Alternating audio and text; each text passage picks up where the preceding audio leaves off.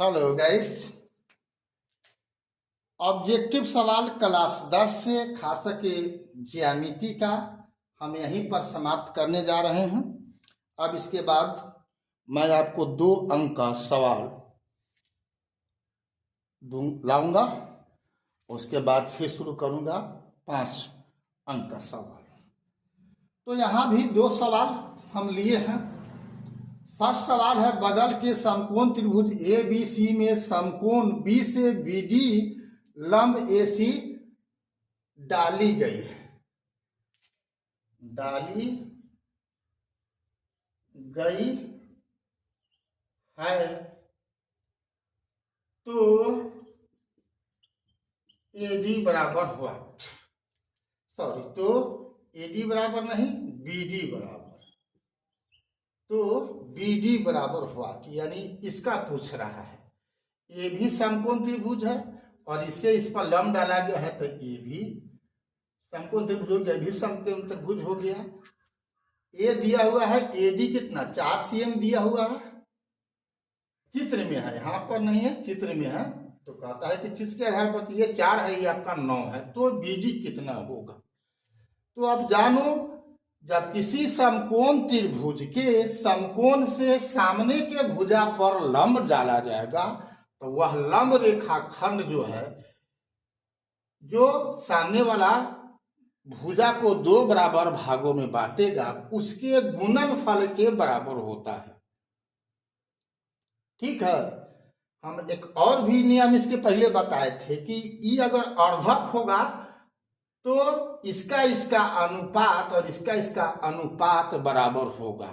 और यहां पर क्या है, ये लंब है, ये अर्धक नहीं है। जब लंब होगा तो यह इसका वर्ग इस दोनों के गुणनफल के बराबर हो जाएगा। इसका मतलब क्या हुआ, बी डी स्क्वायर बराबर 4 गुना 9। ठीक है।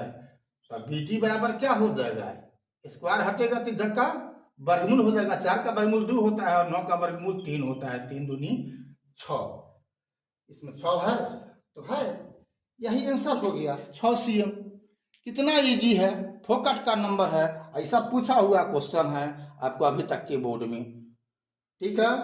अब इसकी बात कर लो, सेकंड सवाल क्या है।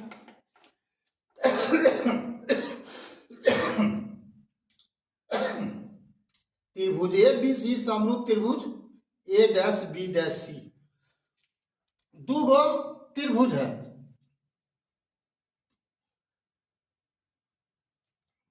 मान लो ये है ए बी सी और दूसरा है सेम टू सेम, मान लो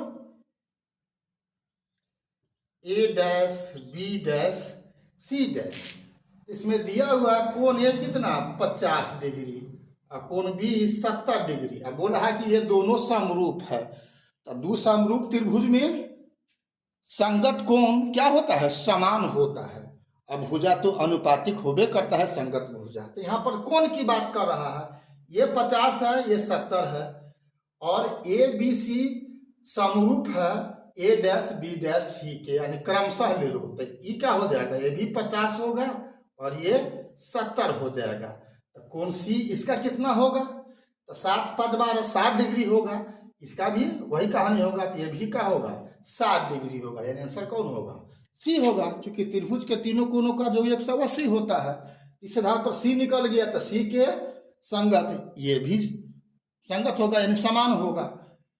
यही है, हो गया, कहानी खत्म। अभी तक अगर आप BKR कुशवाहा प्रोफाइल को फेसबुक इंस्टाग्राम पर फॉलो नहीं किया है तो आपको फॉलोइंग कर देना है। फॉलो को आप ऐसे ही क्लिक करेंगे, फॉलोइंग हो जाएगा। और यूट्यूब पर अगर आपने सब्सक्राइब नहीं किया है तो बेल दबा करके सब्सक्राइब कर देना है। यदि अच्छा लगता है तो लाइक शेयर कमेंट तो बनता ही है, किंतु आपको व्यक्तिगत कोई अगर समस्या हो क्लास 10 तक के लिए, तो ऑफकोर्स बेहिचक आप लिखो, मैं उसका जवाब वीडियो के द्वारा अवश्य दूंगा। अगर वीडियो बनाना जरूरी है तब, अन्यथा अगर कमेंट से काम चल जाएगा तो वो भी मैं कर सकता हूँ। फिर मिलते हैं, अब मिलेंगे 2 नंबर के सवाल के लिए। ऑब्जेक्टिव टाइप का मैं ख़त्म कर रहा हूँ, जितना बात बता दिया जाए इसी सब का उपयोग होगा 2 नंबर के सवाल में। ठीक है, तो फिर मिलते हैं अगला वीडियो में, तब तक के लिए जय हिंद, जय जगत, जय भारत।